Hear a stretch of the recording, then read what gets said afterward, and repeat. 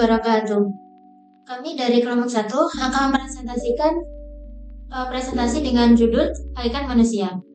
Sebelum kita memulai mempresentasikan materi hakikat manusia, izinkan kami memperkenalkan diri terlebih dahulu, dimulai dari saya, Iwan Samudra, dari Prodi Pendidikan Teknik Mesin. Saya Hanani Panarabida dari Pendidikan Matematika. Saya Elizabeth Panjuswardana dari Pendidikan Biologi. Saya Muzamil Yusuf dari Pendidikan Teknik Mesin. Saya Zaid Taufik Rahman dari Pendidikan Bahasa Arab. Saya Thomas Arafi dari Prodi Pendidikan Teknik Mesin. Selamat menyaksikan.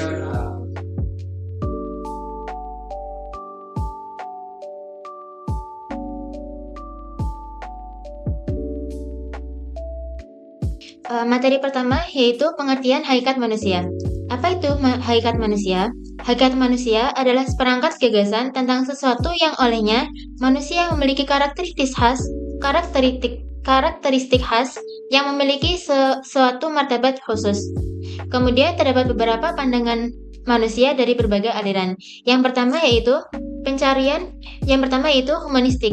Pencarian kemanusiaan yang tidak hanya menekankan bahwa materi adalah penentu utama kehidupan manusia, tapi juga aspek spiritualnya sebagai penentu utama kehidupan manusia. Humanis mengklaim bahwa orang yang memiliki kemauan batin untuk membimbing diri mereka sendiri untuk mencapai tujuan positif. Kemudian yang kedua yaitu psikoanalitik. Dalam pandangan psikoanalitik, diyakini bahwa pada hakikatnya, manusia digerakkan oleh dorongan dari dalam dirinya yang bersifat instinktif. Hal ini menyebabkan tingkah laku seorang manusia diatur dan dikontrol oleh kekuatan psikologis yang memang ada dalam diri manusia. Kemudian pandangan yang ketiga, aliran yang ketiga yaitu behavioristik. Pada dasarnya, kelompok aktivis menganggap manusia sebagai makhluk yang reaktif dan perilakunya dikendalikan oleh faktor di luar dirinya, yaitu lingkungannya. Lingkungan ini merupakan faktor dominan yang menghubungkan hubungan individu. Kemudian, menurut pandangan Islam, secara etimologi istilah manusia di dalam Al-Quran ada 4 kata yang dipergunakan, yaitu yang pertama, al-insan. Al-insan pada umumnya digunakan untuk menggambarkan keistimewaan manusia penyandang predikat khalifah di muka bumi. Kemudian al-bashar. Al-bashar ditunjukkan pada seluruh manusia tanpa terkecuali. Kemudian ada Bani Adam. Bani Adam artinya anak keturunan Nabi Adam alaihissalam. Bani Adam menunjukkan bahwa manusia itu keturunan dari Nabi Adam alaihissalam. Kemudian yang keempat yaitu An-Nas. Kata An-Nas menunjukkan pada hakikat manusia sebagai makhluk sosial dan ditunjukkan kepada seluruh manusia secara umum tanpa melihat statusnya. Mungkin sekian dari materi yang pertama, akan dilanjutkan materi selanjutnya oleh teman saya. Selanjutnya hakikat manusia menurut berbagai perspektif.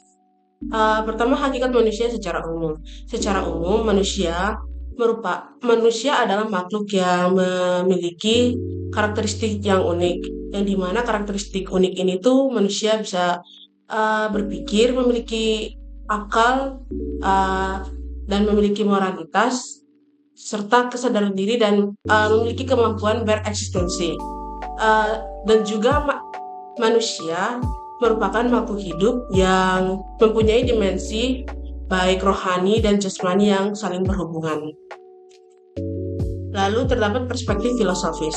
Menurut beberapa filsafat, ada beberapa teori tentang hakikat manusia. Yang pertama yaitu zoon politikon menurut gagasan Aristoteles. Zoon yaitu makhluk hidup, sementara politikon yaitu sifat sosial atau politik, yang dimana apabila disimpulkan makhluk hidup manusia merupakan makhluk hidup sosial, yang dimana itu manusia itu gak bisa hidup sendiri, jadi mereka itu harus hidup dengan masyarakat yang lainnya. Lalu selanjutnya animal rasional. Animal rasional ini manusia sebagai makhluk berpikir, yang dimana manusia hidup menjalani kehidupannya itu dengan berpikir, sehingga apabila mereka terkena masalah, mereka dapat memecahkan masalah tersebut dengan memikir. Selanjutnya Homo economicus, manusia sebagai makhluk ekonomi yang mencari kesejahteraan, yang dimana manusia untuk memenuhi kebutuhan individu mereka pasti akan mengelola sumber daya yang mereka miliki. Misalnya dengan mengelola uang agar bisa bertahan selama 1 tahun. Lalu Homo sapiens ini manusia sebagai makhluk berpengetahuan. Manusia dari masa ke masa akan memiliki pengetahuan berdasarkan pengalaman yang mereka dapat maupun ilmu-ilmu yang mereka dapat dari berbagai kegiatan ataupun aktivitas yang mereka lakukan. Selanjutnya Homo faber, manusia sebagai pencipta alat. Selain manusia bisa berpikir, manusia juga ini bisa menciptakan alat, misalnya menciptakan teknologi, inovasi, dan lain-lainnya. Selanjutnya menurut perspektif ilmiah, terdapat beberapa teori menurut ilmiah. Yang pertama, monisme. Manusia berasal dari satu asas, yaitu jiwa atau materi. Jiwa itu tidak bisa dilihat, sementara materi itu tuh dapat dilihat, misalnya tubuh.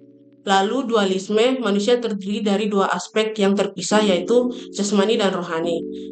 Jasmani itu tubuhnya manusia, sedangkan rohani itu jiwanya manusia. Jadi tubuhnya manusia itu digunakan sebagai penopang jiwanya kita. Jadi manusia itu hanya menampung jiwanya kita. Lalu yang ketiga, pluralisme. Hakikat manusia terdiri dari berbagai aspek yang saling melengkapi. Selain dari jasmani dan rohani, terdapat juga aspek-aspek yang lain. Salah satunya yaitu aspek afektif atau emosi. Manusia memiliki emosi seperti marah, bahagia, gelisah, dan lain-lainnya. Lalu evolusionisme. Manusia adalah hasil evolusi yang berkembang dari tingkat yang lebih rendah. Maksudnya itu manusia merupakan hasil dari evolusi yang sebelumnya. Selanjutnya perspektif keberagaman. Menurut ajaran-ajaran agama, manusia diciptakan sesuai dengan bentuk Tuhannya masing-masing. Dan juga manusia diberikan tugas dari Tuhannya masing-masing untuk menjaga dan merawat apa yang udah dikasih Tuhan, baik tumbuhan, hewan, makhluk hidup lainnya. Lalu juga manusia diberikan kesadaran terhadap Tuhan dan nilai-nilai norma-norma kehidupan yang dapat membimbing kehidupan manusia-manusianya. Selanjutnya akan dijelaskan oleh teman saya. Untuk materi berikutnya yaitu mengenai sifat hakikat manusia. Di sini kita akan mempelajari mengenai ciri-ciri karakteristik manusia yang secara prinsip itu membedakan manusia dari hewan atau makhluk Tuhan lainnya. Poin pertama yaitu manusia mempunyai akal pikiran, di mana ketika kita ambil contoh seperti hewan dan tumbuhan itu mereka tidak mempunyai akal pikiran. Akal pikiran di sini yang dimaksud adalah kemampuan untuk bisa berpikir seperti itu ya. Yang kemudian poin kedua yaitu manusia mempunyai kemampuan untuk bercipta, berasa dan berkarsa. Cipta di sini yang dimaksud adalah manusia bisa merencanakan sesuatu, manusia bisa mengimpikan sesuatu. Kemudian rasa, di mana manusia bisa merasakan rasa sedih, rasa senang, rasa bahagia dan lain-lain. Kemudian yang ketiga yaitu karsa, di mana manusia bisa berkehendak, manusia bisa melakukan sesuatu sesuai dengan hati nurani mereka. Kemudian yang selanjutnya yaitu wujud dari sifat hakikat manusia. Yang pertama yaitu mengenai kemampuan menyadari diri, bahwa manusia ini mempunyai kemampuan untuk sadar bahwa dirinya eksis sebagai manusia dan dirinya menyadari bahwa mereka mempunyai kemampuan atau potensi yang bisa digali dan bisa dikembangkan untuk dijadikan kekuatan untuk diri mereka sendiri. Kemudian yang kedua yaitu kemampuan bereksistensi. Kemampuan bereksistensi ini dengan kata lain, manusia itu bukan hanya sekedar ada di dunia, tetapi manusia itu mengada, di mana mereka sadar akan diri mereka ada di dunia ini, diri mereka mempunyai tujuan, dan diri mereka mempunyai visi dan misi tentang apa yang akan mereka lakukan di dunia ini. Kemudian yang ketiga yaitu pemilikan kata hati, di mana manusia ini memiliki pengertian yang menyertai mengenai apa yang sedang dan apa yang akan atau apa yang telah mereka lakukan, kemampuan membuat keputusan, kemampuan berbuat baik, menentukan yang baik dan menentukan yang salah, itu mereka mempunyai kemampuan itu. Kemudian yang keempat yaitu mengenai moral, di mana moral ini bisa didefinisikan sebagai perbuatan dari perbuatan yang telah dilakukan atau yang akan dilakukan setelah kita menentukan jalan tujuan kita. Pada dasarnya tidak semua moral itu berbanding lurus dengan kata hati seperti itu, karena terkadang ada yang kata hatinya baik tetapi justru tidak dengan tindakan atau moralnya. Kemudian yang kelima yaitu bertanggung jawab, di mana manusia memiliki kemampuan untuk bisa menanggung segenap akibat atau konsekuensi yang ditimbulkan akibat apa yang telah mereka lakukan. Tanggung jawab ini meliputi tanggung jawab kepada diri sendiri, tanggung jawab kepada masyarakat, dan juga tanggung jawab kepada Tuhan. Kemudian yang keenam yaitu rasa kebebasan, di mana manusia ini memiliki kebebasan namun tetap terikat dengan kodratnya sebagai manusia. Dalam artian manusia bebas melakukan apapun yang dia mau, namun dia tetap dituntut untuk tidak melanggar apa yang sudah menjadi ketentuan di sekitarnya. Kemudian yang ketujuh yaitu kesediaan melaksanakan kewajiban dan hak. Kewajiban dan hak ini bisa dikatakan sebagai manifestasi manusia sebagai makhluk sosial, karena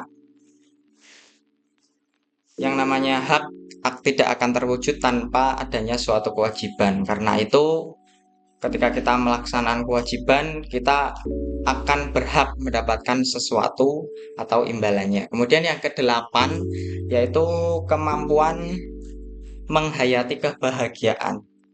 Jadi kebahagiaan ini adalah hasil daripada usaha kita atas tindakan yang telah kita lakukan, dan manusia itu mempunyai kemampuan untuk bisa menghayati atau bisa merasakan kesenangan atau kebahagiaan atas apa yang telah mereka lakukan, seperti itu. Kemudian untuk materi selanjutnya akan dijelaskan oleh teman saya. Untuk materi selanjutnya adalah manusia dan tantangan kehidupan. Yang pertama, manusia sebagai bagian dari alam. Manusia adalah makhluk biologis yang berasal dari alam dan bergantung pada alam untuk bertahan hidup. Manusia memiliki kebutuhan dasar seperti air, udara, dan tempat tinggal yang diperoleh dari alam. Untuk poin yang kedua, hubungan manusia dengan teknologi. Teknologi sebagai alat untuk mempermudah kehidupan. Teknologi lahir dari pemikiran dan kreativitas manusia untuk memenuhi kebutuhan. Poin yang ketiga, krisis moral dan etik dalam kehidupan modern. Dalam kehidupan modern, manusia menghadapi tantangan dasar terkait moral dan etika. Kemajuan teknologi dan perubahan sosial yang cepat seringkali membuat manusia kehilangan pegangan nilai-nilai moral. Poin yang keempat, peran manusia dalam menciptakan keseimbangan hidup. Manusia memiliki tanggung jawab besar dalam menjaga keseimbangan hidup, baik dalam dirinya sendiri, dalam masyarakat, dan teknologi. Keseimbangan ini penting agar manusia bisa hidup harmonis dan berkelanjutan. Poin pertama, keseimbangan diri Keseimbangan dalam diri manusia berkaitan dengan kesehatan fisik, mental, dan spiritual. Dan poin yang kedua, keseimbangan sosial. Sebagai makhluk sosial, manusia harus menjaga hubungan baik dengan sesama. Poin yang ketiga, keseimbangan teknologi. Teknologi harus digunakan untuk meningkatkan kualitas hidup manusia tanpa merusak nilai-nilai sosial dan lingkungan. Untuk materi selanjutnya akan dilanjutkan oleh teman saya. Dimensi dan hakikat manusia. Beberapa aliran tentang dimensi dan hakikat manusia. Dalam memahami dimensi hakikat manusia, terdapat beberapa aliran yang menawarkan sudut pandang berbeda mengenai asal-usul dan hakikat manusia. Aliran-aliran ini diantaranya adalah monisme, dualisme, pluralisme, dan evolusionisme, yang masing-masing memberikan penjelasan tentang dimensi hakikat manusia. Monisme adalah aliran yang berpendapat bahwa segala sesuatu berasal dari satu asas saja.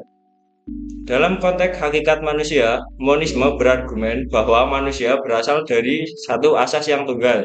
3 aliran dalam monisme termasuk 1. Spiritualisme berpendapat bahwa manusia berasal dari satu asas yaitu jiwa.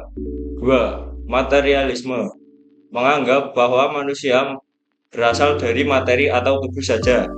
3. Atomisme menganggap bahwa hakikat manusia adalah satu asas atom, yaitu unsur materi terkecil.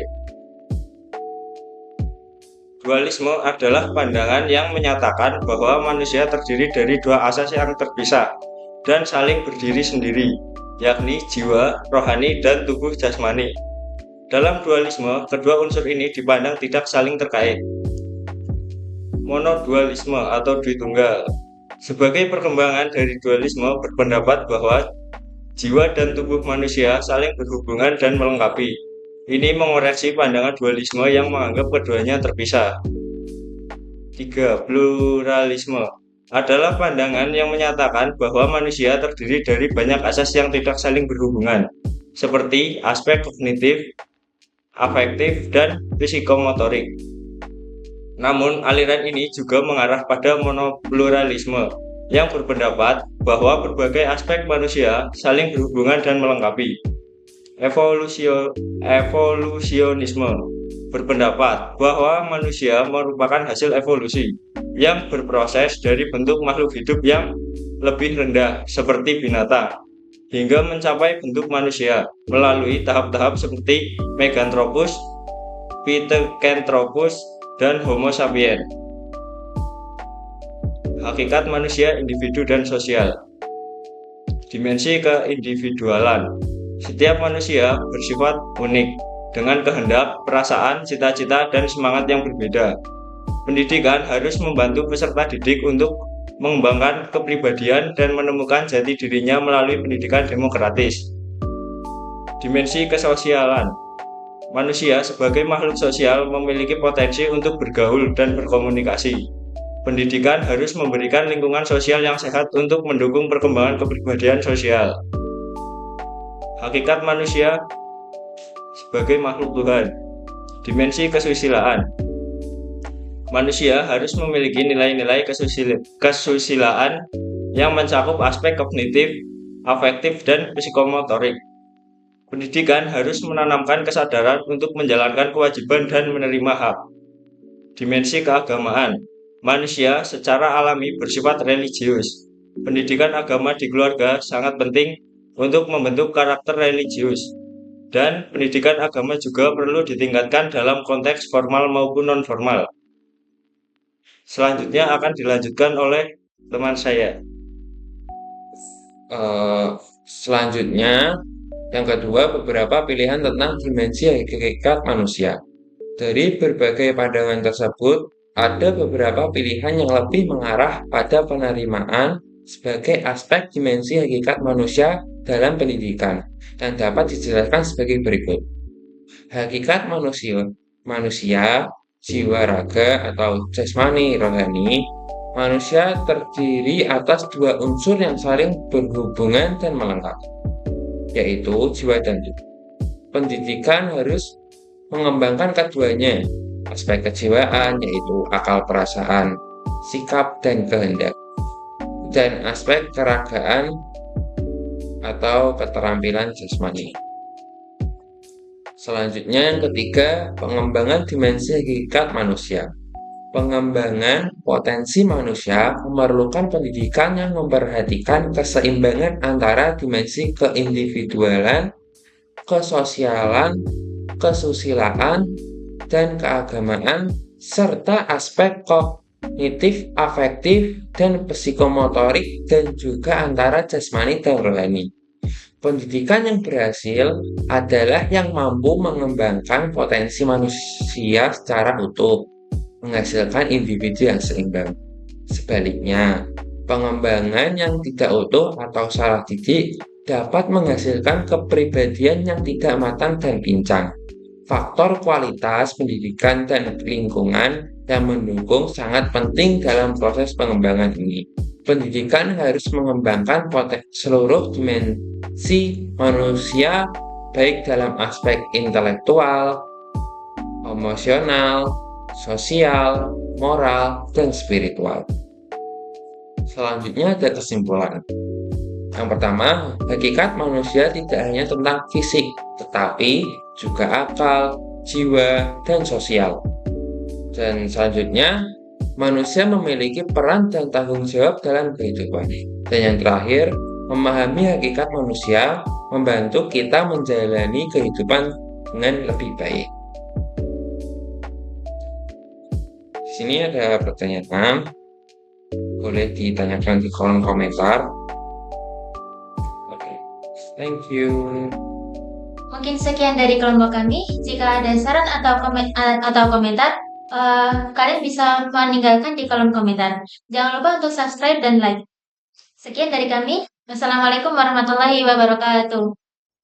Terima kasih.